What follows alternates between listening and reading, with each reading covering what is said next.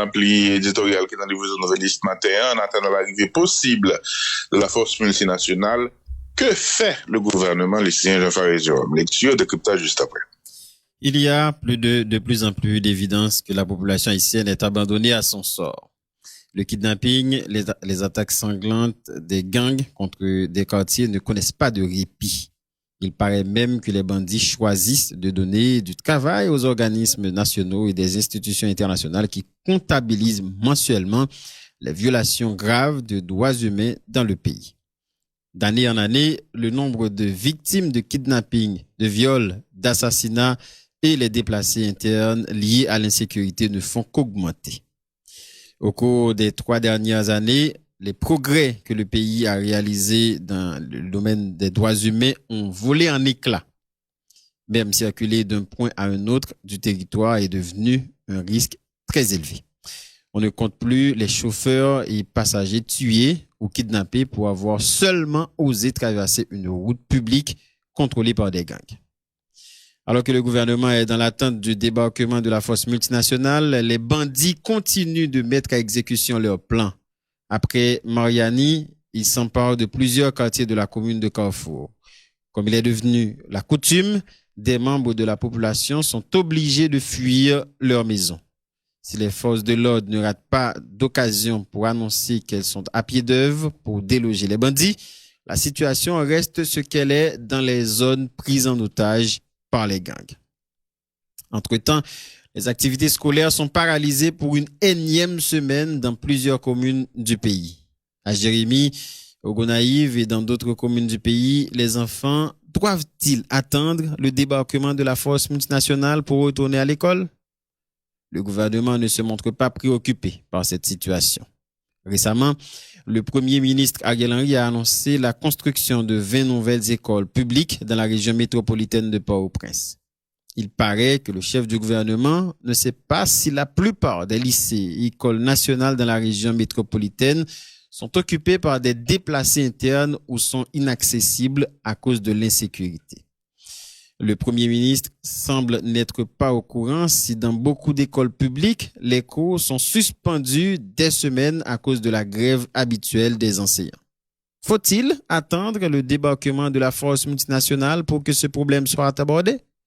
Ne serait-il pas plus simple de rendre les écoles existantes fonctionnelles au lieu de penser à en construire d'autres? La liste des problèmes qui méritent des réponses urgentes à travers le pays est longue. On peut y ajouter l'état des tronçons de route encore accessibles dans la zone métropolitaine. Faut-il attendre l'arrivée de la force multinationale pour que les routes soient réparées? Pourtant, on se rappelle que le ministère des Travaux publics, Transports et Communications a reçu la plus importante enveloppe du budget de l'année fiscale en cours. Alors que l'arrivée de la force multinationale se fait attendre, le gouvernement prouve qu'il n'a pas de plan B pour aborder aucun de nos problèmes. Jean-Fares Jérôme. Merci Junior. Bonjour Fares. Bonjour au Sénat, bonjour Célestin, bonjour Alphonse, Geoffroy et aux états-majors. Nous bien contents de Fares, nous sommes dans un constat de premier paragraphe éditorial là, son évidence, population abandonnée pour compte li, kidnapping, viol, vol, mauvais actes, chauffeur qui prend balle et a passé dans des routes publiques qui contrôlées par des gangs, mon droits humains a fait comptabilité de ça la vivre là et on constate un gros recul qui fait dans le domaine droit monde dans le pays d'Haïti.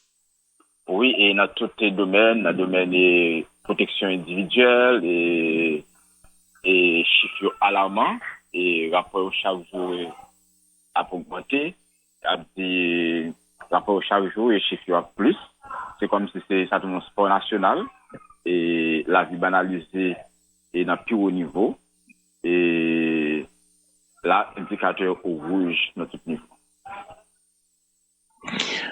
Alors que le gouvernement est dans l'attente du débarquement de la force multinationale, les bandits continuent de mettre à exécution leurs plans et vous faire addition de Mariani, de l'autre quartier tombé et Carrefour et c'est même celle-là population face à bandits qui toujours fait ça et dit à faire mais population c'est petit paquet li dans zone Sahel pour mettre sous dos l'obligé courir et Fares.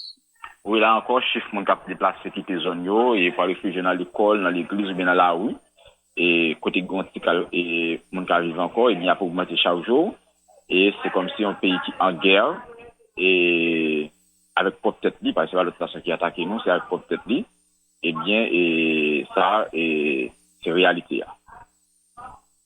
Maintenant, où une succession opposée là, pour l'école est paralysée depuis plusieurs semaines. Et Gonaïve, Jérémy, entre autres, mais vous posez des questions pour l'école, est-ce que force multinationale d'appui à la sécurité a venu pour l'école ouverte? Est-ce que faut qu'il vini pour que route réparé?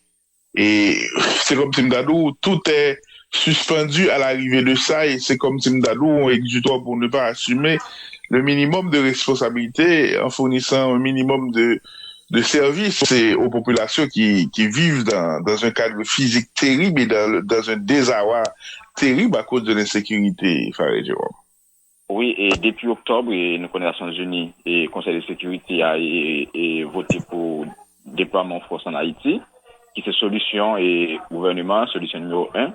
Et ça fait que c'est seule solution gouvernementale par rapport au problème pays à traverser.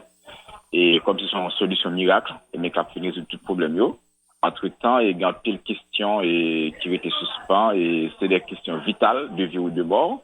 Et d'ailleurs, il n'y a pas de fait que pas aborder, qui a posé chaque jour et qui a posé chaque jour et deux dans la population. Eh bien, et le gouvernement en place là, pas montré que il y a un plan B pour aborder même pour, c'est comme si une hémorragie, est-ce que vous êtes en opération pour camper hémorragie, mais vous ne pas montrer que ni société ni capable, eh bien, camper hémorragie en attendant que, et malade qui est dans sa l'opération. Maintenant, par rapport à l'école, il pose des interrogations, fait de nouvelles écoles, rien ça gain la fonctionnelle, en tout cas, vous posez deux questions, ça va vite en sous ça, mais, dans fait éditorial là, où dit, alors que l'arrivée de la force multinationale se fait attendre, le gouvernement prouve qu'il n'a pas de plan B pour aborder aucun de nos problèmes. Là, nous constat là, nous vivons ici, bien comprendre, nous, Faris. Oui, et par exemple, question route, il n'y a pas de route qui est défoncée et qui gagne des trous là de machine pas qu'à passer là d'ailleurs, mais c'est au péril de vie passager et au péril de machine même que chauffeur force passer là d'ailleurs. Est-ce que ça a besoin de force multinationale pour aborder ça?